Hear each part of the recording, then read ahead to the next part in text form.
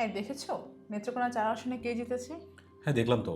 BNP প্রার্থী লুৎফুজ্জামান বাবর তো প্রায় ১,২১,০০০ ভোট বেশি পেয়ে জয়ী হচ্ছেন।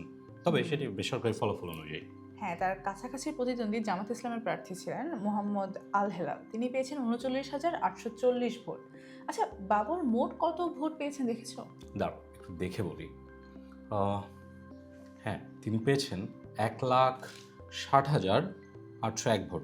আর আর দেখো, সেই এলাকায় ভোটার সংখ্যায় ৩,৭৫,৩০৮। ঠিক বলেছ, এত বছর পরে এসেও এই পরিমাণ জনসমর্থন থাকা একটা অবাক করা বিষয়। হ্যাঁ, তিনি তো এর আগে ২০০৮ সালের নবম জাতীয় সংসদ নির্বাচনে স্বতন্ত্রভাবে লড়েছিলেন। সেবার যদিও তিনি পরাজিত হয়েছিলেন।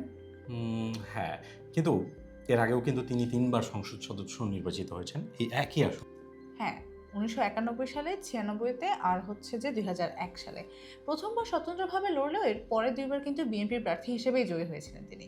আর ২০০১ থেকে ২০০৬ সাল পর্যন্ত তো মানে উনি খালেদা জিয়ার মন্ত্রিসভায় সরাসরি প্রতিমন্ত্রীও ছিলেন। কিন্তু আমি যতদূর জানি ১৯৯৬ সালে তিনি তো পরাজিত হয়েছিলেন। আচ্ছা, ১৯৯৬ সালে তো ২টা জাতীয় সংসদ নির্বাচন হয়েছিল। একটা ফেব্রুয়ারিতে আর একটা হচ্ছে জুনে। পরাজিত হয়েছিলেন জুনেরটাতে, ফেব্রুয়ারিটাতে ঠিকই জয়ী হয়েছিলেন। আচ্ছা, আচ্ছা, আমি যতদূর মনে পড়ে যে তার নামে বেশ বেশ কিছু মামলা চলমান আছে, তাই না? মানে তার নির্বাচনী হলফনামায় দেওয়া তথ্য অনুযায়ী তার মানে ১১টি মামলা থেকে তিনি অলরেডি খালাস পেয়েছেন। আর এখনও মামলা চলছে ৪টি। আচ্ছা, যতদূর মনে পড়ে যে তিনি খালাস পাওয়ার আগে ২টি মামলায় মৃত্যুদণ্ডপ্রাপ্ত আসামি ছিলেন। হ্যাঁ, একটা হচ্ছে ২১শে অগাস্ট গ্রেনেড হামলা মামলা, আর একটা হচ্ছে ১০ ট্রাক অস্ত্র আটক মামলা। এই দুটি মামলায় তাকে ফাঁসির আদেশ দেওয়া হয়েছিল। আচ্ছা, এই গণঅভ্যুত্থানের পরই তো এই ২টি মামলা থেকে তিনি খালাস পেয়ে যান। আর এরপরেই তো এই ইলেকশনের মাধ্যমে তিনি এবার সংসদে ফিরে আসলেন, তাই না?